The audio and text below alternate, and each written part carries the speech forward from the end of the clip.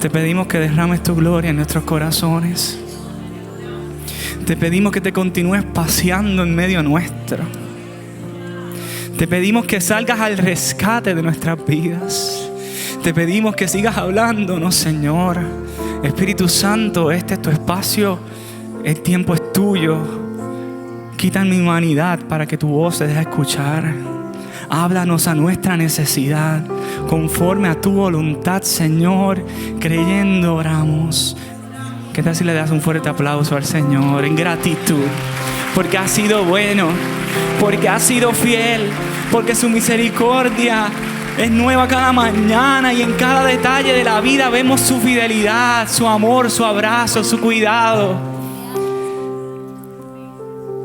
Así en pie, vamos a buscar nuestras Biblias. Un privilegio poder compartir con ustedes. Ustedes no tienen idea las emociones que uno tiene por dentro y cómo uno se siente en este momento, pero vivo agradecido por una iglesia que siempre me abrió sus brazos y siempre me estuvo presente en cada etapa de mi vida y cada etapa de este proceso. Así que un fuerte abrazo. Dicen que cuando yo tenía como 7 años, yo tenía un complejo y es que yo era bien llorón. Yo soy bien llorón. Lo que pasa es que usted no tuvo el primer culto. Si usted llega a ver el primer culto, pues el llanto era más fuerte. Ya uno como que superó el asunto. Y hubo una palabra de consuelo y me decía, hay un profeta que es llorón. Y ese es Jeremías. Así que desde ahí yo dejé mi complejo a un lado y dije, gracias Señor, porque tú me hiciste un corazón sensible a ti. Así que vamos a ver lo que este profeta llorón nos quiere decir en esta mañana. Jeremías 23, del 1 al 6, dice así. Ay de los pastores, y ese ay lo dijo del alma, que destruyen y dispersan las ovejas de mi rebaño, dice Jehová. Por tanto, así ha dicho Jehová, Dios de Israel, a los pastores que apacientan mi pueblo: vosotros dispersáis mis ovejas, las espantáis y no las habéis cuidado. He aquí que yo castigo la maldad de vuestras obras, dice Jehová.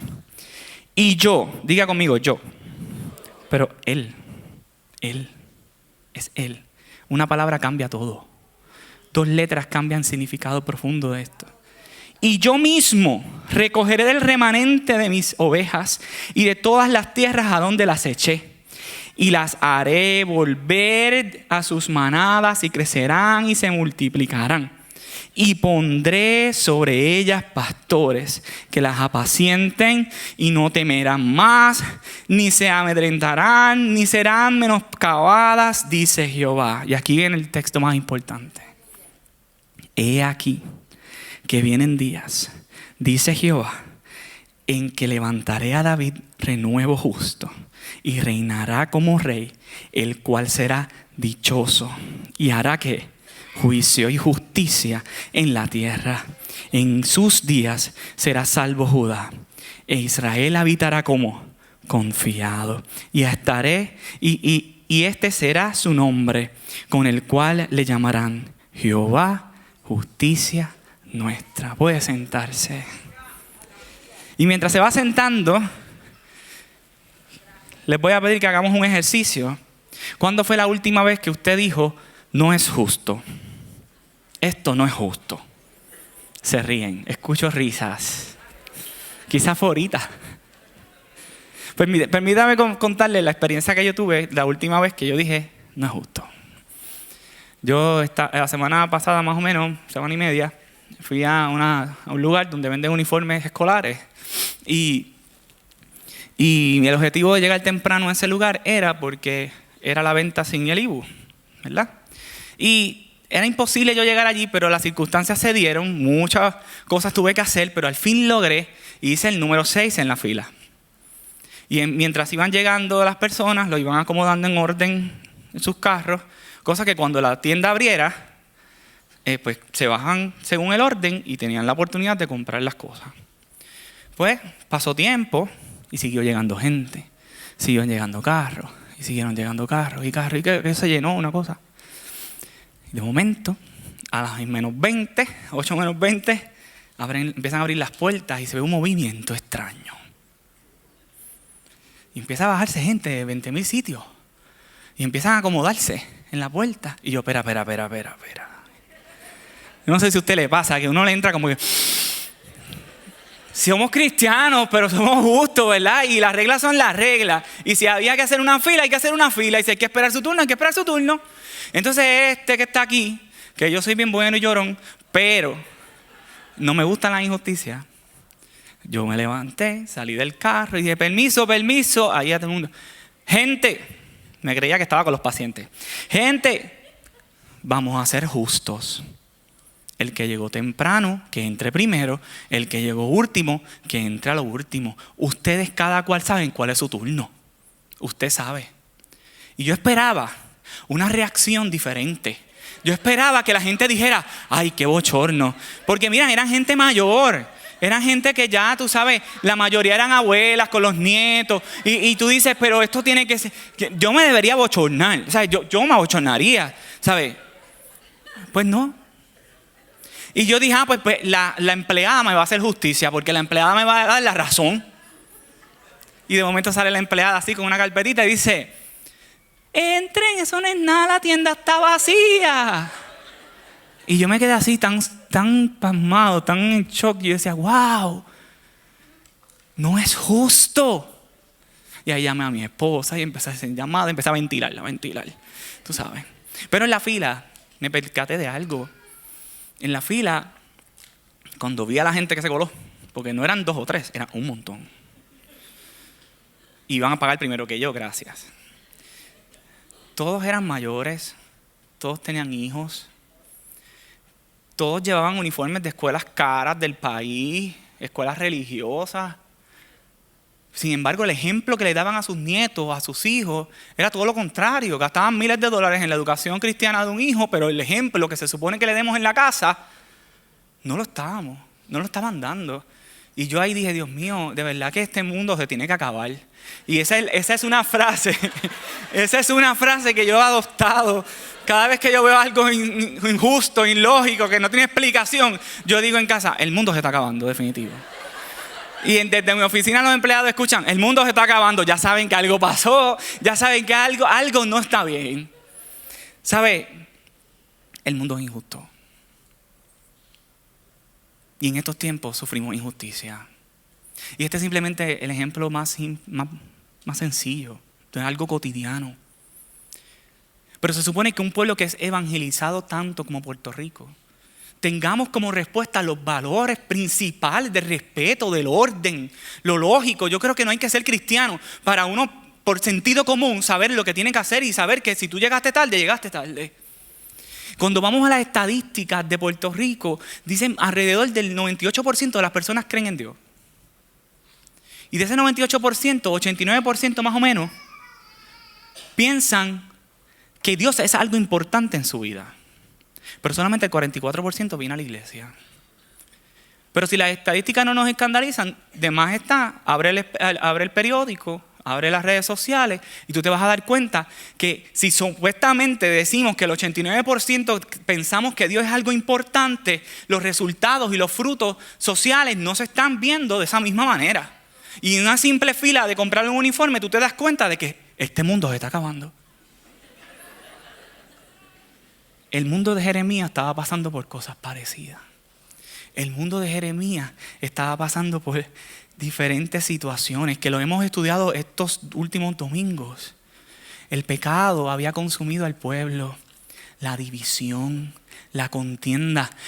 Uno de los pecados más que sobresalía era la idolatría. Ay, pero yo dejé los muñequitos. Ya yo no tengo figuras en mi casa, Heriberto. No, pero la idolatría es cuando ponemos cosas primero que Dios en nuestra vida. Aunque sean pequeñas, aunque sean hobbies chiquititos, inocentes, inofensivos, que no son malos, pero cuando lo ponemos primero a Dios, ahí vemos la idolatría. Y el pueblo había puesto sus esperanzas en los reyes, gobernantes. El pueblo había puesto sus esperanzas en los líderes cívicos, en los líderes religiosos. Sin embargo, esta profecía de Jeremías llega en esa coyuntura. Y Jeremías dice, ay de los pastores que destruyen y dispersan. Y cuando habla de pastores, no significa pastor como Joel, como Teresita, como pastor Raciel. Habla de los líderes de ese tiempo, de la gente que tenía poder en sus manos, y como tiene poder en sus manos, yo oprimo al que no lo tiene. Como tiene poder en sus manos, yo salgo listo. Como yo estoy más cerca de la puerta, me pude colar más fácil. Eso es de Dios. Porque yo sentí que parquearme allí y yo tuve más ventaja. No. Esta gente había destruido la moral de un pueblo que había sido escogido, que había sido separado para la llegada de algo más profundo que cambiaría la historia de la humanidad. El pueblo de la promesa estaba sumergido en un mar de opresión, en un mar de miedo, en un mar de descuido. Y así mismo lo dice la palabra: vosotros dispersaron mis ovejas, las regaron, las dividieron. Cuando tú dispersas algo, tú tiras algo y por donde caiga, cayó. Y cada cual terminó en un lugar distinto.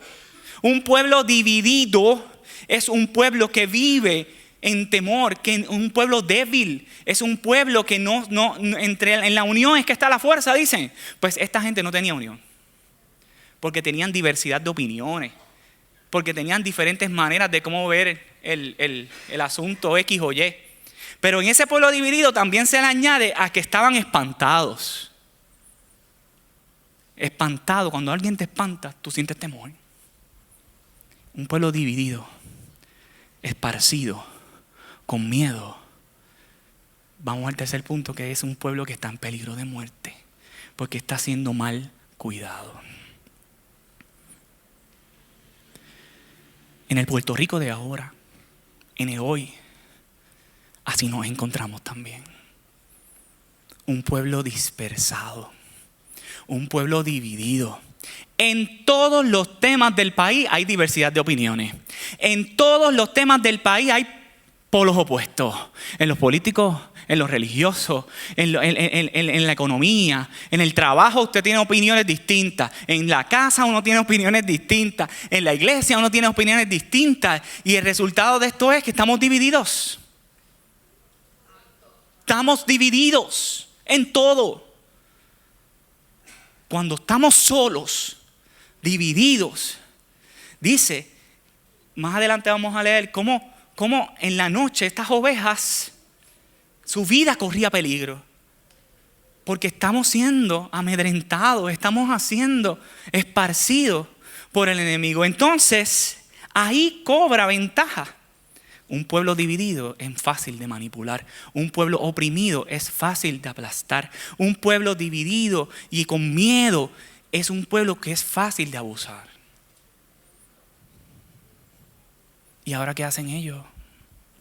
Todas estas profecías habían sido negativas. Pecaron, fallaron, consecuencia. Pecaron, por cuanto hiciste esto, este es el resultado. Por cuanto hiciste lo otro, este es el resultado.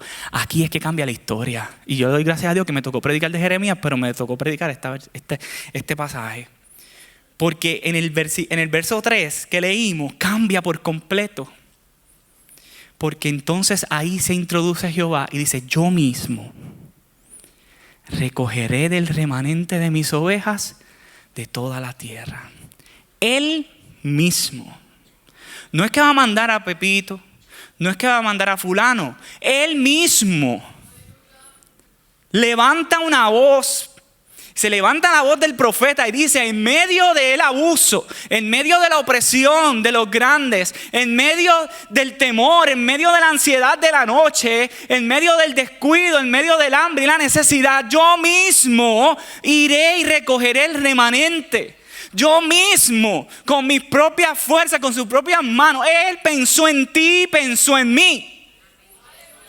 Qué extraordinario tú saber que el Dios de la creación piensa en nosotros.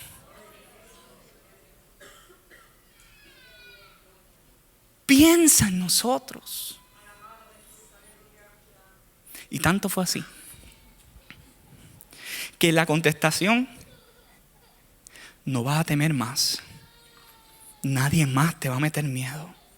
Nadie más te va a amedrentar. Nadie más te va a menoscabar, te va a menospreciar. Este anuncio introduce en este texto la llegada del buen pastor. Un pastor diferente al que habían mencionado al principio. Un pastor que no va a velar por sus intereses propios, que no va a hacer su trabajo por conveniencia propia. Un pastor que lo va a hacer por amor. Un pastor que lo va a hacer con entrega. Y tanto así, dice que Israel desde ese punto iba a empezar a vivir confiado. Iba a empezar a vivir lleno de justicia. ¿Y dónde nosotros encontramos ese buen pastor? La palabra es algo extraordinario. Y ¿dónde están los estudiantes de un nuevo comienzo? No tengas temor. Esa fue mi estudiante. Ahí está. Nosotros les enseñamos a ellos que el Antiguo Testamento siempre tiene relación con el Nuevo. Y es como, eso a mí me apasiona. Cuando tú ves que algo que pasó miles y miles de años se contesta exactamente miles y miles de años después. Y cómo esa comunicación entre ambas partes es extraordinario. Miren, ustedes se acuerdan, ya leímos cómo estaba la situación de las ovejas. Y mira la respuesta de Jesús en Juan 10, 11 al 16. Yo soy el buen pastor. Qué casualidad que usó el título de pastor, igual que en la profecía de Jeremías. Y dice, el buen pastor su vida da por las ovejas. Su vida da por las ovejas. El buen pastor da su vida por las ovejas. Mas el mal pastor, el pastor que no está bien, el asalariado, el que no es pastor, de quien no son propias las ovejas, no son de él, ve al lobo que viene, las deja y huye del lobo y se esparcen las ovejas. ¿Cómo estaba el pueblo de Israel en los tiempos de Jeremías? Esparcido. Qué casualidad que ahora Jesús dice, estos malos pastores continúan estando presentes. Estos malos pastores no se han extinguido, siguen presentes en medio de nosotros. Tienes que tener mucho cuidado porque estos pastores se llaman ser pastores, pero el interés que tienen es el interés propio. El ganar un salario, el poder beneficiarme de esto. Pero no le importan las ovejas, realmente las esparcen. Tenemos el mismo virus con diferentes síntomas. Así que el asalariado huye porque es asalariado y no tiene cuidado de las ovejas. Pero yo soy el buen pastor. Conozco mis ovejas y las mías me conocen. Jeremías, mismo virus, mismo síntoma. En los tiempos de Jesús estaba pasando lo mismo. Tenía gente de poder religioso que estaba cuestionando su ministerio. Y vuelve y repasa el asunto. Y es necesario que hoy usted y yo repasemos el asunto aquí. En el aquí y el ahora, en el Puerto Rico de hoy. Contamos con un buen pastor. A diferencia de los tiempos de Jeremías, que solamente aquello fue una promesa. Hoy usted y yo vivimos la promesa hecha realidad. Ay, pero las circunstancias siguen siendo parecidas. Ay, la opresión sigue estando. Pero no estamos en circunstancias iguales porque ahora contamos con el cuidado de un buen pastor. ¿Y qué pasa? Que estamos sintiendo los mismos síntomas. En los tiempos de Jesús, las ovejas dormían todas juntas. Si yo era pastor, yo tenía mis 100 ovejas y Joel era pastor y tenía sus 100 ovejas, todos los pastores cercanos las unían durante la noche para así protegerlas. Y dice que durante la mañana el buen pastor hablaba y las ovejas lo conocían. ¿Conocemos la voz del buen pastor en medio de estos tiempos? ¿Distinguimos la voz de Jesús en medio de muchas voces? Alguien a mí me explicó y me dijo, cuando tú vayas a tomar una decisión, escuchas una voz bien atrás, bien sigilosa, préstale más atención a esa. Porque a veces las otras hacen mucho ruido y tratan de confundir. Y lo que realmente vienen es a destruir y amenazar la vida. Iglesia de Dios, en medio de los tiempos en que vivimos, el Señor nos hace una promesa. Que contamos con su ayuda, que contamos con su cuidado, que contamos con su protección, que contamos con su sanidad. Pero es necesario que las ovejas escuchen y reconozcan la voz del buen pastor. ¿Y cómo lo hacemos entonces? Ahorita el pastor hablaba de que la iglesia se ha movido a diferentes estrategias nuevas porque la vida cambia y las generaciones cambian. Pero hay cosas que no tienen cambio. La oración, la oración, la oración. Una relación entre oveja y pastor se fortalece cuando hay una relación, cuando hay comunicación, cuando se comparten ideas y pensamientos, sabiendo y entendiendo que la decisión final, porque es lo más que nos conviene, la tiene el buen pastor. Ay, es que es difícil. Lo es. A veces vamos a coincidir, a veces no vamos a coincidir. Pero fíjese, el verso 16 dice, el 15, perdóname, dice, como el Padre me conoce y yo conozco al Padre y pongo mi vida por sus ovejas, también tengo otras ovejas que no son de este redil. Aquellas también me conviene traer y oirán mi voz y habrá un rebaño y habrá un pastor. Versos más después de ese, hay una parte peculiar que me llamó la atención que dice que aparte de las ovejas, escuchar al pastor, lo siguen. Lo siguen. Qué difícil se nos hace seguir la voluntad de Dios en medio de estos tiempos. Porque tenemos el mismo virus de los tiempos de Jeremías, el yo. Yo pienso que es así. Yo pienso que lo mejor es así. Ajá, alguien le viene a proponer algo y tú lo primero que piensas es que gano yo de esto. Ajá, cuando nos van a contratar tú dices, ajá, ¿y el sueldo cuál es?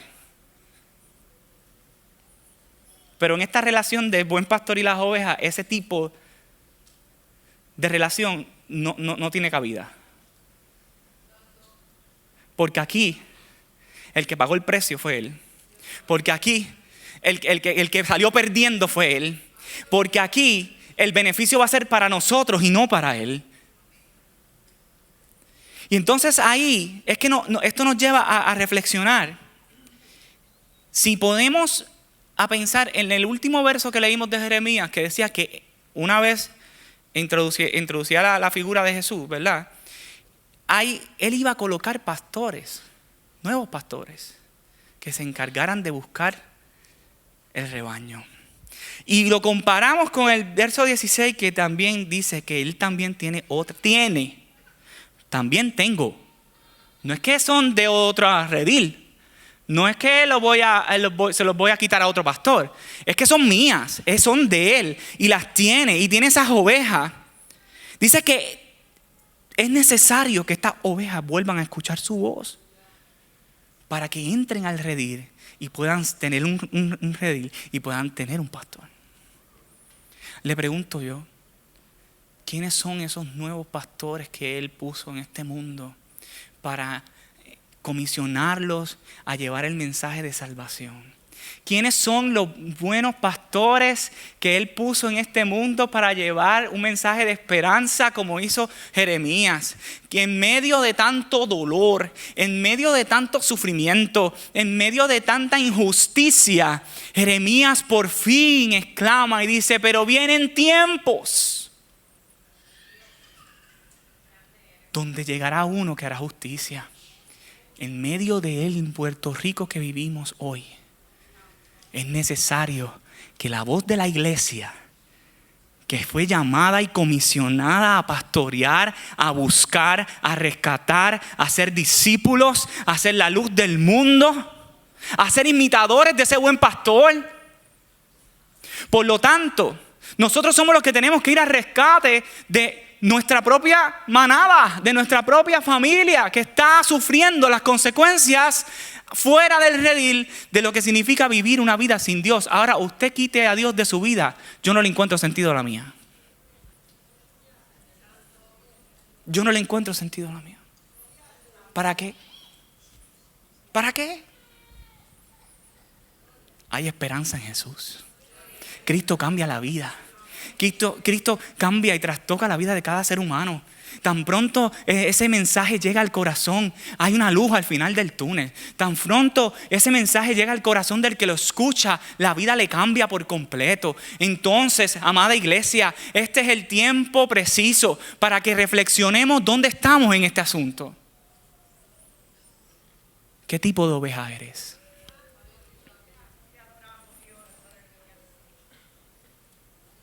¿Tienes los síntomas de este tiempo y del aquel?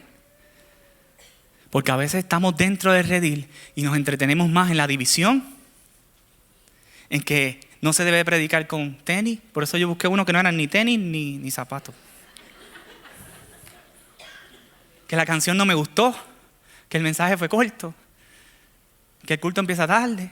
Y empezamos a tener diversidad de opiniones y nos entretenemos en ese asunto, pero mientras usted y yo estamos en esa disputa, hay ovejas que se pierden fuera del redil. Hay quienes están sufriendo, hay quien no tiene esperanza, hay quien no tiene fuerzas nuevas. Y hay un mensaje que se ha entregado a usted, que usted está experimentando, que usted está teniendo, y es necesario que se abran las puertas y busquemos al necesitado. ¿Cuándo fue?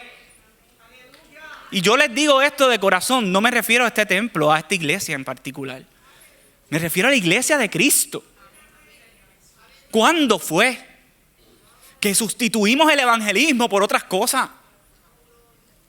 ¿Cuándo fue que paramos de orar? ¿Cuándo fue que nos acomodamos tan bien en el redil que estamos gorditos y colorados? Pero hay gente que está muriendo afuera. Cuidado que no caigamos en ser malos pastores. Y esta es la parte que uno dice, si no puede decir amén, diga amén. Si no, diga ay, ay, ay. Iglesia, el mensaje no es para condenar. El mensaje es de una buena noticia. Que no importa cuál tipo de oveja tú estés, en qué área tú estés, hay esperanza en Jesús. Hay esperanza en Jesús. ¿Qué tal si estamos puestos de pie? Quizás el llamado para tu vida hoy es que te has ido de la manada, que has salido del rebaño, quizás confundido por diferentes situaciones. La vida te ha empujado a caminar una vida distante del buen pastor. Hay esperanza en Jesús. El buen pastor te está llamando. ¿Estás sufriendo? ¿Qué es lo que te quita el sueño de noche? ¿Qué es lo que te asusta? Aunque pases por las aguas, no te ahogarás. Aunque pases por el fuego, no te vas a quemar. ¿Por qué hacerlo con tu propia fuerza si hay uno que quiere hacerlo por ti? ¿Por qué hacerlo con tu propia fuerza si hay uno que dio su vida precisamente para que no tuvieras que estar pasando por eso? Hay un sacrificio que costó vida y que costó sangre, que sigue presente en nuestra vida. Y hoy usted y yo podemos estar en medio de este caos que llamamos Puerto Rico, pero contamos con el cuidado, con el sostén, con la guianza del buen pastor. Es necesario que aprendamos a escuchar su voz. Es necesario que empecemos a tener esa relación más cercana, porque son tiempos difíciles. Pero en medio de la dificultad de la vida, el Señor se hace presente. Y eso es lo más extraordinario. También se hace el llamado a estas ovejas que viven y disfrutan del cuidado del buen pastor, pero se nos hace difícil ir a buscar a otros. Déjame decirte que tenemos que ser imitadores de Cristo. Y Cristo lo dio todo. Cristo dio, se sacrificó Él mismo, puso primero el amor que el interés propio. Y de eso se trata el evangelio. El evangelio es de pensar en el otro primero que yo. Y qué difícil se nos hace porque tenemos el virus del mundo, donde nos dice que primero tengo que ser yo y después el otro. Ay, es que mi agenda no se acomoda. Ay, es que déjame ver si tengo tiempo para servir en la iglesia. Ay, déjame ver, quizás cuando me retire, ahí que tengo más tiempo, ahí sí. Servir a Dios a veces incomoda. Seguir al buen pastor a veces se trata de dejar mi plan y de hacer el de Él. hay un precio que pagar, pero es extraordinario. Es extraordinario. Es extraordinario experimentar su cuidado, su sostén. Cuando las cosas tú no le encuentras sentido y de momento llega a Él y las cambia y las transforma, y tú miras para atrás y tú dices, con razón, Señor, si tú has estado todo este tiempo. Yo no sé cuál es el llamado que hay en tu corazón, pero el altar está abierto. ¿Qué tal si le cantamos a Él? Que venga a nuestras vidas. Ven, pastor, a nuestras vidas. Ven, buen pastor, a nuestras vidas. Y lléname de fuerza, lléname de aliento. Sí, Señor.